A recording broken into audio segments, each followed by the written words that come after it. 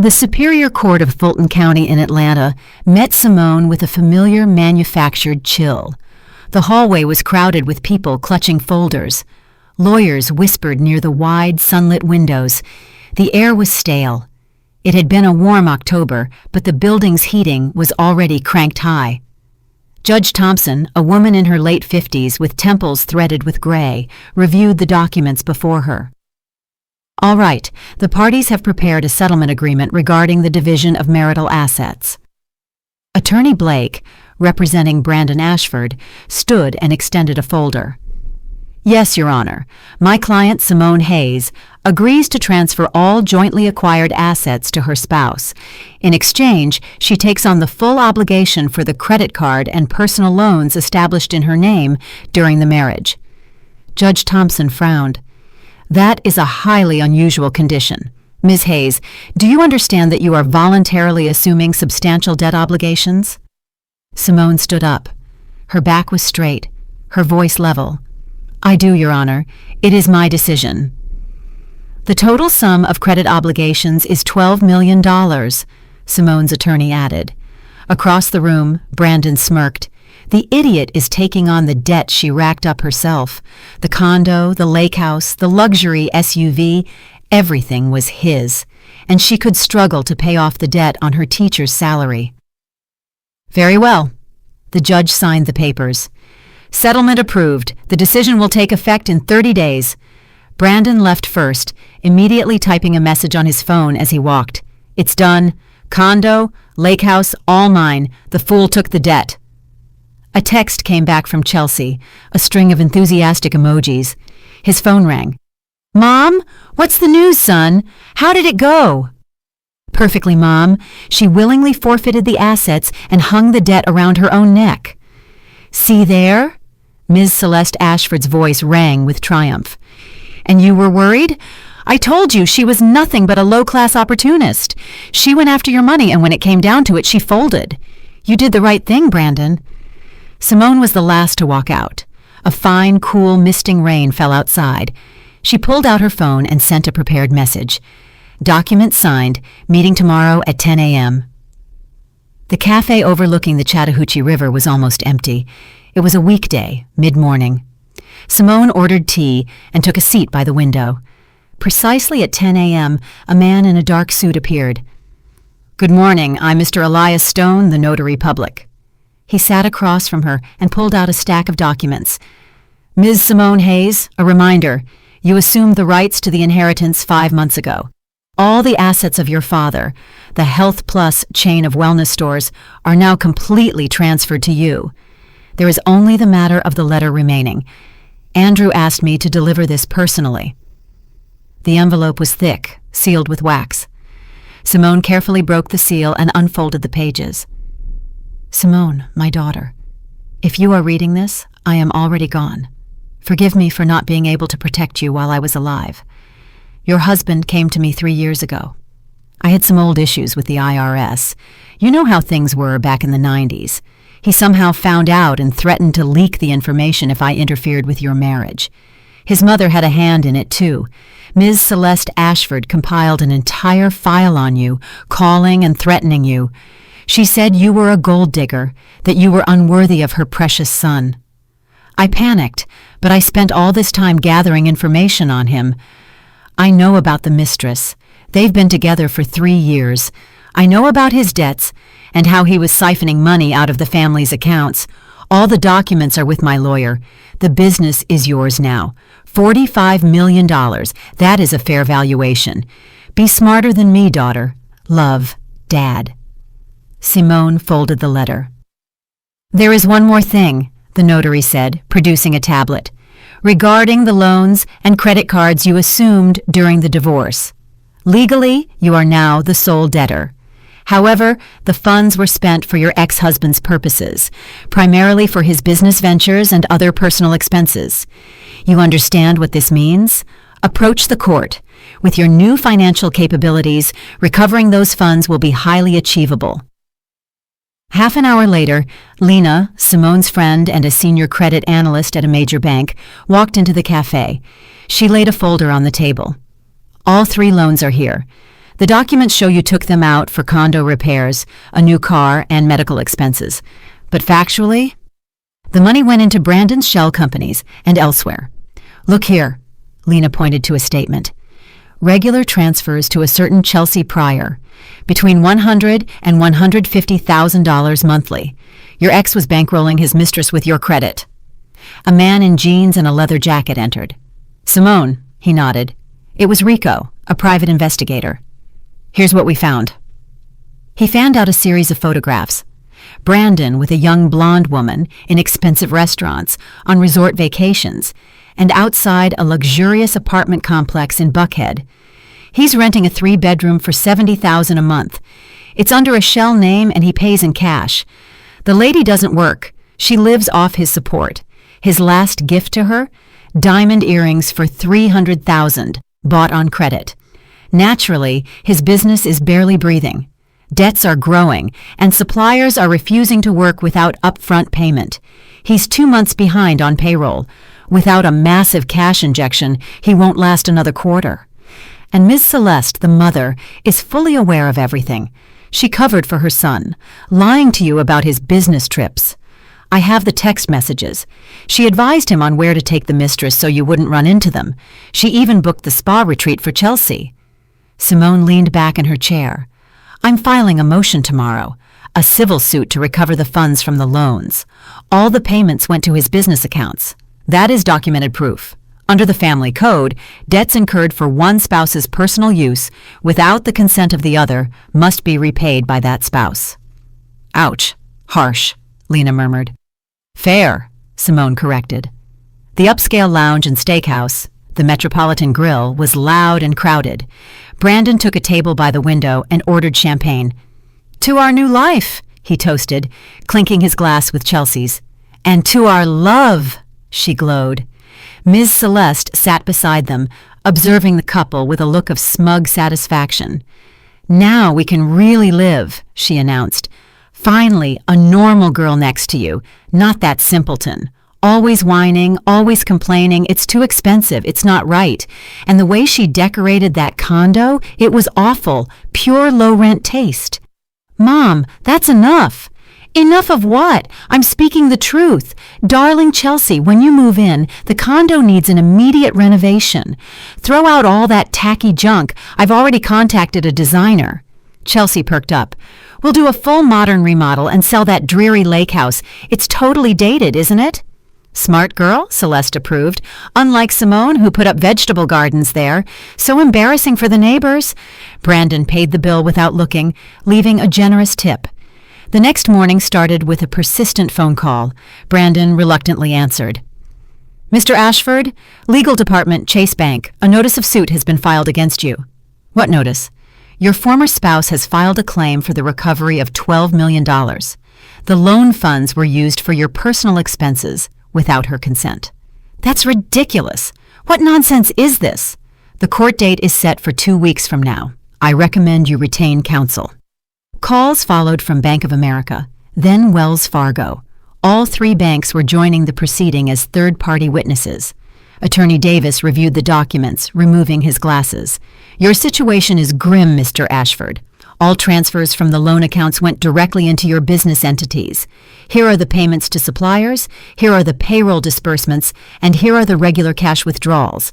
And this, he pointed to a statement, these are transfers to third parties.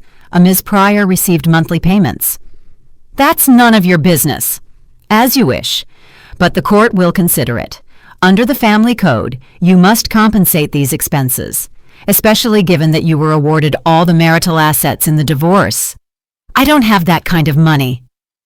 Then prepare for asset seizure. At the condo, Brandon found his mother in hysterics. Miss Celeste was pacing the room, wringing her hands. I knew it. I knew that little snake was up to something. She took the debt specifically so she could bleed you dry later. Mom, please, be quiet. Quiet? How can I be quiet? She's going to ruin you. You'll lose everything. Go to her, beg, threaten, do whatever you have to. And what am I supposed to say? Tell her to drop the suit. Tell her you'll give her the condo back. Promise anything, and then later we'll deal with it. Brandon clutched his head. groveling before his ex-wife. He had no choice. If the court ordered him to pay, he would have to sell everything. Fine, I'll go see her. That's right. Celeste pressed her hand to her chest. Show her you're a man. Force her to back down. The tension between mother and son reached its breaking point. Brandon prepared for the most humiliating conversation of his life, completely unaware that this was only the beginning of the reckoning. The one-bedroom rental in Midtown felt foreign to Brandon, smelling of old linoleum, the former tenant's cigarette smoke, and cheap air freshener. Simone opened the door, holding her robe closed. She looked calm, even serene, as if she had been waiting for his visit. In the cramped kitchen with peeling wallpaper, Brandon sat down on a wobbly stool that protested under his weight. Simone slowly brewed tea, giving him time to speak. You set this whole thing up. You purposely took on the debt just to blackmail me later. She sat opposite him, cupping the warm mug in her hands. Brandon, we signed a settlement. You got the assets. I took the liability. It's all legal. You're a businessman. You should have read the documents carefully. You tricked me. Remember when I asked you to review the papers and you just waved me off? Why bother? Blake will handle it. Speaking of which, how's your lawyer? Does he still consider himself a genius of jurisprudence? Brandon ignored the jab. Where did you get the money for high-powered lawyers? A teacher's salary doesn't cover that. That is not your concern. But the fact that you used loans in my name to support your mistress is a very interesting topic for the court. $12 million, just so you know. His face contorted. He stood so abruptly the stool crashed over. He stepped toward her, raising his hand. Simone snatched up a bread knife, holding it defensively. Don't even think about it. I'm recording everything. Brandon saw the red light blinking on the small voice recorder on the table and slowly lowered his hand. You've gotten smart, he sneered. Life is an excellent teacher. Now get out and pass this message to your mother. If she calls again with threats, I will file a police report. By the way, I now know how she blackmailed my father and how she covered up your cheating. He backed toward the door. This isn't over. Agreed. It's only the beginning. That evening, Ms. Celeste launched a phone assault. Simone put the call on speaker and calmly washed dishes, listening to her former mother-in-law's tone shift from syrupy pleading to outright threats. Sweetie, darling, let's resolve this amicably. We were family. Were. Simone emphasized the past tense. I know you're hurt, but think about me. I'm an elderly woman. Where am I supposed to go? Ms. Ashford, you own a condo in Tampa, and your sister, Yvonne, lives nearby. Don't exaggerate your troubles. A pause, then Celeste's voice turned shrill. You low-class gutter snipe! I'll crush you! I have connections everywhere! Everywhere? Simone smiled. Even at the IRS? It will be fascinating for them to find out how you helped your son siphon money. Oh, I hope you rot in hell, you venomous snake! Simone pressed save recording and blocked the number. Chelsea packed with the efficiency of an eviction crew. In the bedroom of the upscale Buckhead apartment, she systematically folded 3 years' worth of gifts into a suitcase. Dresses, jewelry, cosmetics. Chelsea, wait! These are just temporary difficulties. She turned, and Brandon finally saw the cold calculation in her eyes. Temporary? You lied for 3 years, pretending to be a successful businessman when you were living off your wife's credit. You know what the funniest part is? I suspected, but I thought you'd divorce her, marry me, and everything would be fine. Ms. Celeste materialized in the doorway, her face distorted with panic. Chelsea, honey, don't leave. Brandon will fix everything. We love you like family.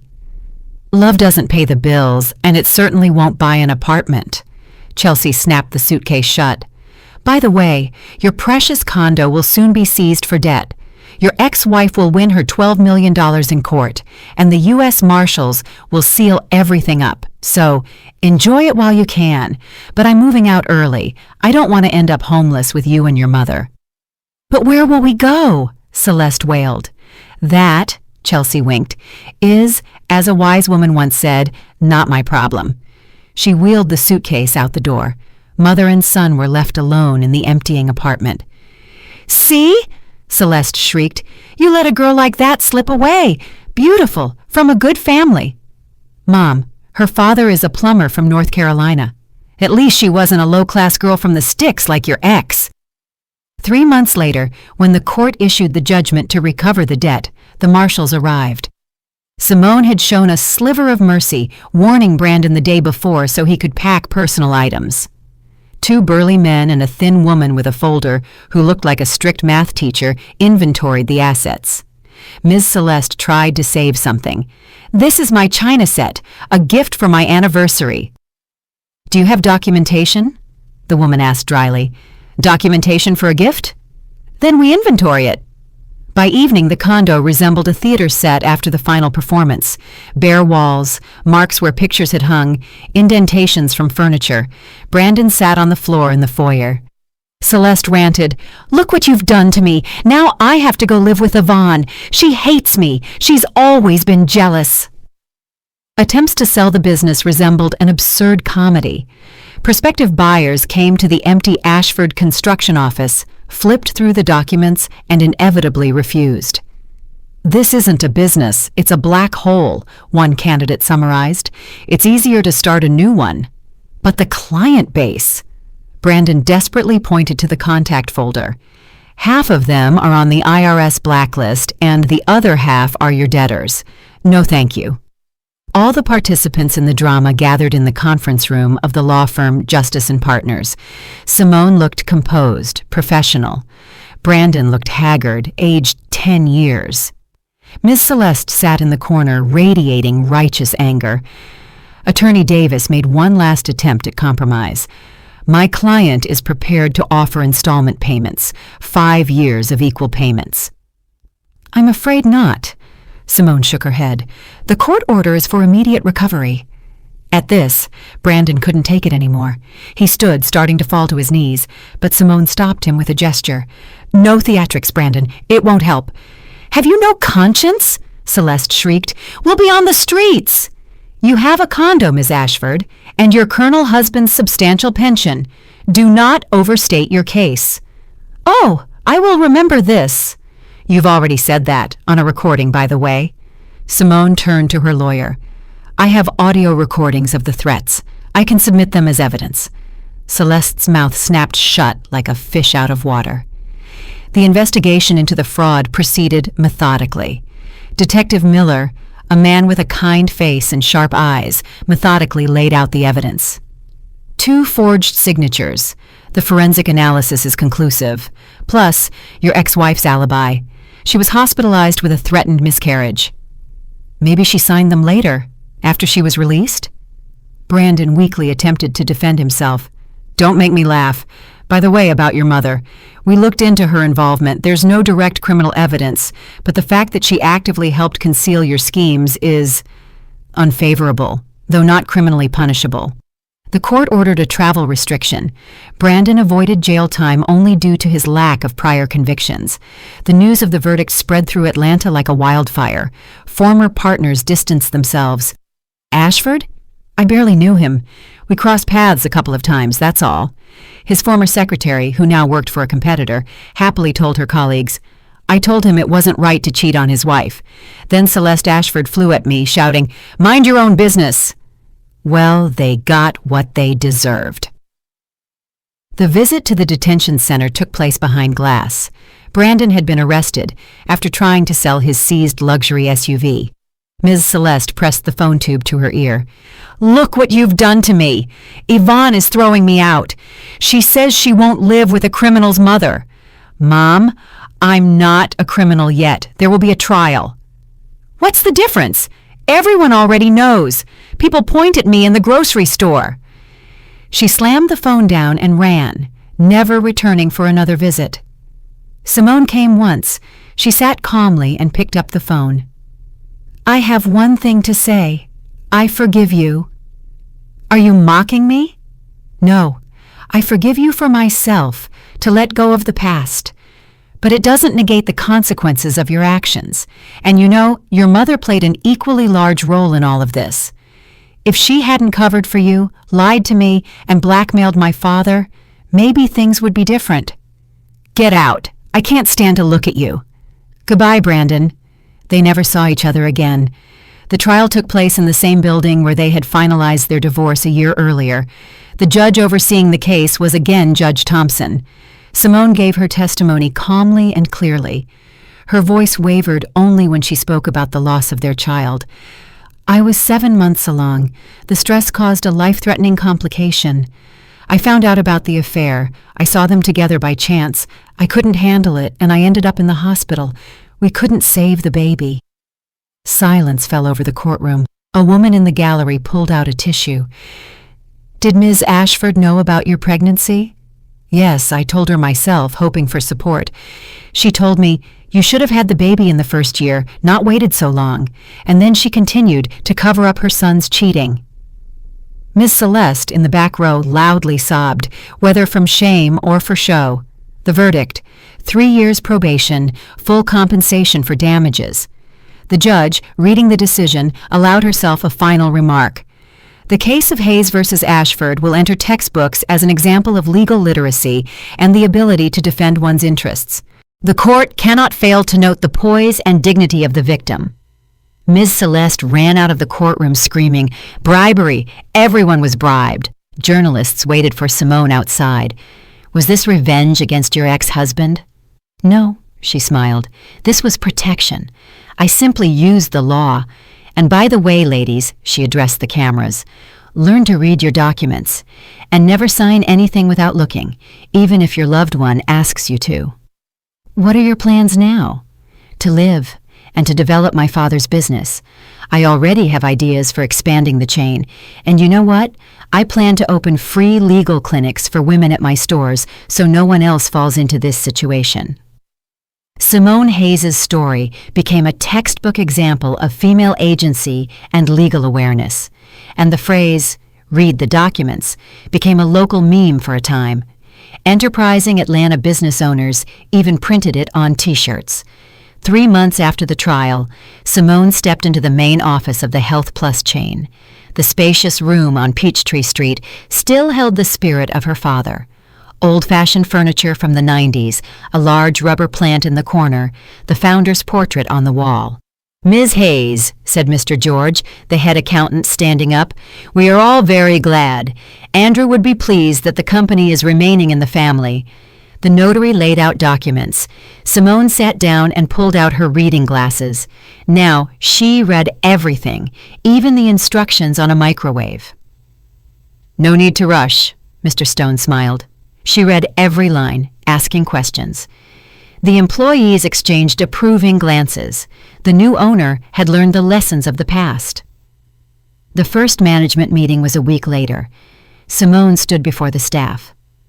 "I understand your concerns. I promise. No revolutions. If anyone has ideas, I'm listening." Terrell, a young marketer, raised his hand. "Will there be Christmas bonuses? My wife is already looking at a new coat." The room chuckled. "Yes, if we meet the quota, there will be enough. Even for a designer coat. A decent one, not one of those cheap knockoffs." "Well, those are always the ones she looks at," Terrell conceded. "Then all the better, we'll save money," Simone countered. They raised sales by 25% in 1 quarter. It was a fight. Competitors tried to poach suppliers. The IRS staged an unscheduled audit, but Simone held firm. In the evening, in her office, she opened a bottle of sparkling cider. Lena sat across from her. "So, Director, how's it going?" "It's hard, but I'll manage. You know, I want to organize free legal and psychological consultations for women at the stores. Charity work." "Will it turn a profit?" "Not everything is measured in money. It's in memory of my mother, and so other women don't end up in my situation." 6 months later, consulting centers opened at 3 of the chain stores. No grand presentations, just an announcement and word of mouth. Meanwhile, Brandon Ashford was unloading trucks at a wholesale warehouse in the industrial part of town. $25,000 a year, with $5,000 going to rent a bunk in the shared dorm. The work was dirty, heavy. His back ached by evening and his hands were stiff. I was a CEO, now I'm a laborer. The thought spun in his head under the monotonous thud of boxes. He had traded his luxury SUV for a pallet jack. "Ashford, don't slack off!" yelled Sal, the shift supervisor. "2 more trucks before the end of the shift." The dorm was worse than boot camp. A room for 6, a perpetual line for the single shower.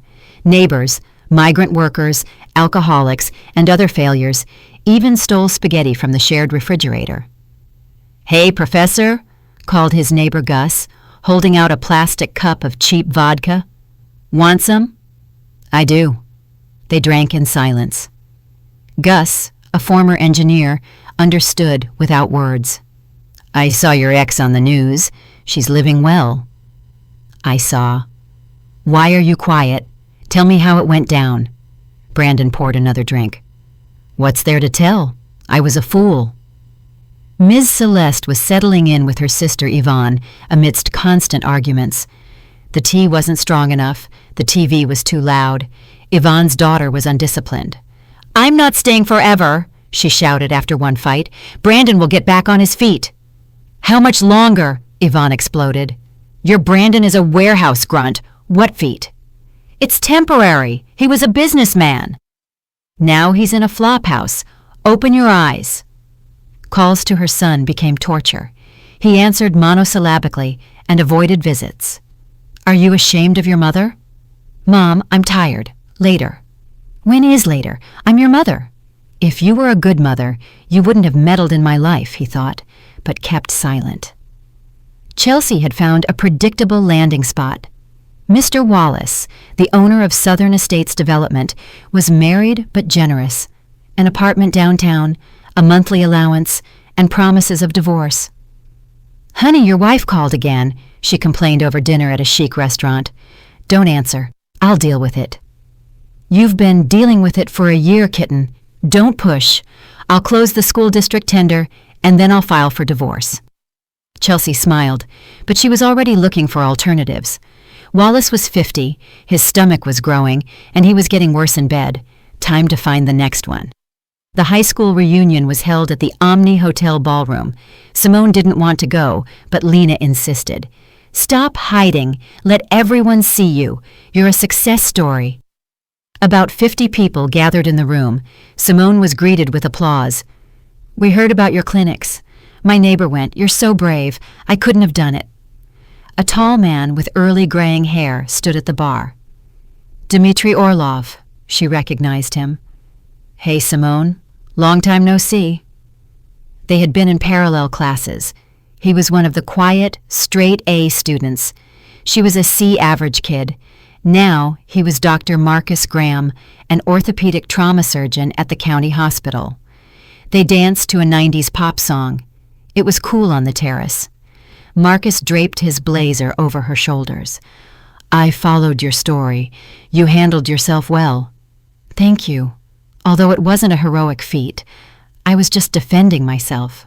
You know, I had a crush on you in high school. I even wrote poems.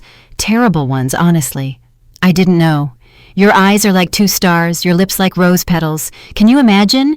They both laughed. "Good thing you never showed me. I would have been mortified." "How about coffee sometime?" he offered. "No poems, I promise. Let's do it." A year later, Simone bought a 3-bedroom apartment in a new development on the waterfront. Not an elite unit, just a regular one, but with a view of the river. The business had stabilized. The consulting centers were now running at all the chain stores. In the morning, the kitchen smelled of pancakes. A girl about 12 years old sat at the table, glued to her phone. "Naomi, put the phone down. Breakfast." "Mom, just a minute. You won't believe this post." Simone had adopted Naomi through Child Protective Services. 6 months of background checks, paperwork, and committee meetings. The girl had been in foster care since her parents died when she was 5. Smart, sarcastic, and well-read.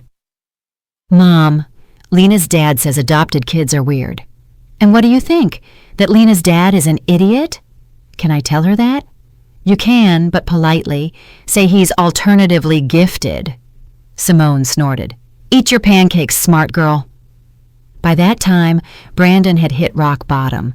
After his shift, he'd stop at the liquor store, buy the cheapest bottle, sit in the dorm, and stare at the ceiling, thinking. I had a condo, a lake house, a luxury SUV. I had women, restaurants, respect. Now I have bedbugs, stale liquor fumes, and $25,000 a year. His phone rang. His mother. Hello? His voice was hoarse, drunk. You're drinking again, Celeste shrieked. I'm living with strangers because of you. That's your sister. What difference does it make? When are you going to take me back? Never, Mom. I live in a dorm room with 6 people. You wouldn't like it. Don't you dare talk to me like that. I gave birth to you. I raised you. If you were a good mother, you wouldn't have gotten involved in my life, he thought, but stayed silent. He hung up and poured another drink. In the next room, someone put on some old country music. Classic background noise for guys like him. Chelsea and Mr. Wallace's wedding was a spectacle at the Grand Hyatt Hotel. The bride wore a dress by a top New York designer. 300 guests. A celebrity singer. Kiss the bride! Wallace kissed his new wife, thinking about his problems with the IRS. Chelsea smiled for the cameras, calculating the value of the gifts. The status is back, she thought. Mrs. Wallace, sounds important. We'll see what happens next. That evening, Simone had dinner with Marcus at a cozy Italian spot downtown. How's the hospital? They brought in an 18-year-old. Car accident, severe fracture. The family is poor. They can't afford the surgery. How much do they need? I'm not asking for money, Simone. How much? $200,000, but I'll transfer it tomorrow from the Consulting Center's fund. We have a budget line for cases like this. He took her hand. Listen, we've been dating for a year. Maybe we should move in together? I know you have Naomi, and that's a big responsibility, but I'm ready. Are you ready for the fact that she loves K-pop and eats pizza for breakfast? I'll survive. I listened to grunge in high school. Seriously? I even had the long hair. My mom cried. They both laughed. Simone squeezed his hand. Let's try it. But honestly, if it doesn't work out, we split without drama. Deal. That night, she stood on the balcony, looking at the city lights. Naomi joined her in her anime print pajamas. Can't sleep. Thinking. Mom, are we moving? Maybe. Are you okay with that? Does Marcus have Wi-Fi? Yes, he does, and he's cool. Not like Lena's dad, who's always drunk. How do you know that? Mom, I'm 12, not 5. I see everything. Somewhere in the dorm, Brandon was finishing his second bottle, trying to drown out the thoughts of the past. Somewhere, Miss Celeste was complaining to her sister about ungrateful children. Somewhere, Chelsea was planning renovations in her new condo, unaware that the police had raided Wallace's offices. And Simone held her daughter and thought about the future. Not a perfect fairy tale future, just a normal human future that she had built herself. Mom, we're awesome, right? We're handling things, Naomi, and that's what matters. Simone Hayes' story traveled throughout the city, not as an example of revenge, but as a lesson in dignity. Women came to the consulting centers, learning to read documents and defend their rights.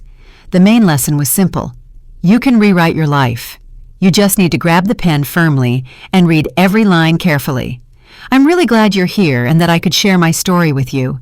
If you liked it, show me by liking the video and subscribing to my channel. Let's see how many of us there are. Write in the comments which city you're watching from and what time it is. I'm so curious to know where all you wonderful people are tuning in from. If you want to support me a little extra, you can also send a small donation. I share new life stories for you every single day. And now, 2 of my most popular stories will pop up on the screen so you can choose what to watch next.